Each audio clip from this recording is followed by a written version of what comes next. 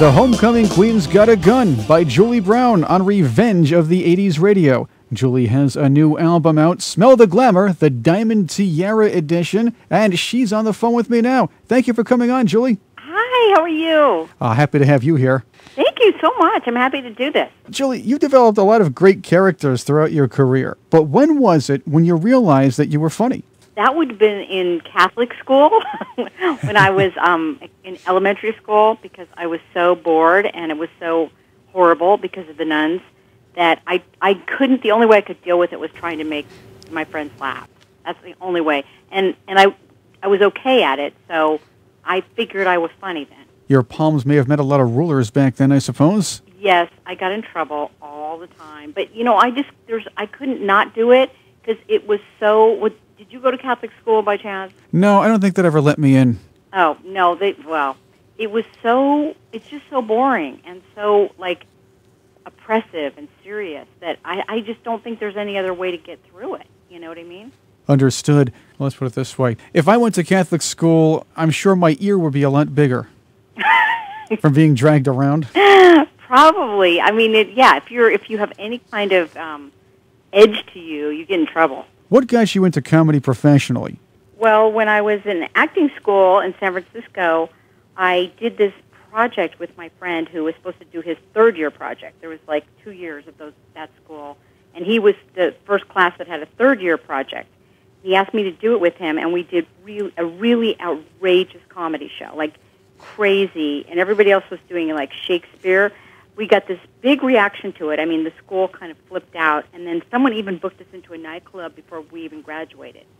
And at that point on, I realized it was so much more fun than doing serious theater, which is what that school was.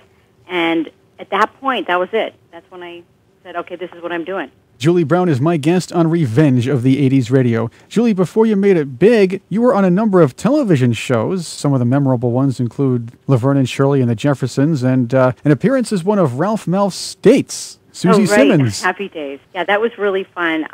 There was the same casting director who worked for like Happy Days and Laverne and Shirley, and he came to watch me in this comedy class I was in. I was in this comedy class that Harvey Lembeck taught. I don't know if you remember him, but he was a character actor. And a lot of people were working in his class, like Robert Williams was in his class and John Ritter. So he came to that class, and then I got cast in Happy Days. And sort of once they know you, they start, they'll cast you in other shows that they have.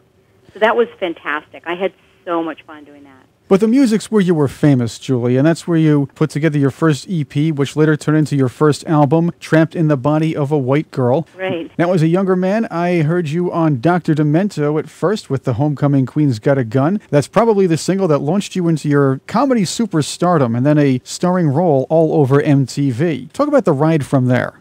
Actually, the first song that became famous from that record was I Like 'Em Big and Stupid. There was a radio station in Florida that found it because I put that record out myself. Like, I didn't have a distributor at first or record label or anything.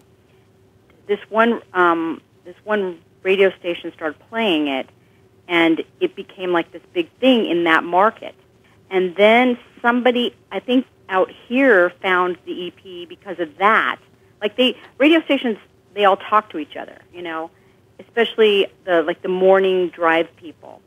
And so then they found Homecoming Queen, another radio station, and then that became even way bigger than I Like 'Em Big and Stupid. But that was the first one that took off. So then that became this thing and sort of this cult hit. And then Rhino Records, who I'm sure you know, right? Oh, yes. Yeah, they came to me and they said, we'd like to take your EP and distribute it. So I made a deal with them, and I put out the record Goddess in Progress. And then once that was out, Warner Brothers called me up and said, these songs are so theatrical. Do you have any movie ideas? And I pitched them Earth Girls Are Easy, and they bought it. So in the process, so we made Earth Girls Are Easy, which was really hard to get made, and that was a real struggle. But the whole thing about the MTV show was that I was going to promote Earth Girls Are Easy, and they said, do you want to go on MTV and promote it? And I said, well, sure. And then once I was doing it, the MTV show, then MTV said to me, do you want to have a show? So it was like all these things kept leading to the next thing. You know what I mean?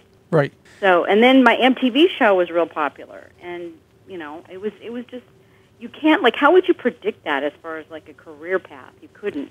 It was your persona. You developed a series of great characters based off of one kind of attitude that you really perfected. Just Say Julie was a big part of that. I used to love the way you lambasted the Valley Girl types, the models. You had a lot of fun with Madonna, John Bon Jovi, and all other celebrities. Right, because, when they asked me to be on MTV, because, up until that point, they just had VJs, and the VJs always acted, their attitude was like, oh, here's another great video, right? And I thought, there's no way in hell I can do that I can act like these videos, which half of them are so stupid. So I would make fun of them. And I thought they'll either kick me off the air or they'll like it, right? And they liked it. So that's how that happened, because I thought, I can't act like Martha Quinn. I can't do it, because it's too stupid. So. Maybe Mojo Nixon would have written a song about you. Julie, I want to spend the next segment talking about your new album, Smell the Glamour, the Diamond Tiara Edition. But first, I have to say, I was a big fan of Strip Mall when it was on. Oh, thank you. I know Strip Mall was this really crazy, crazy project that a lot of people don't know about because it wasn't on that long.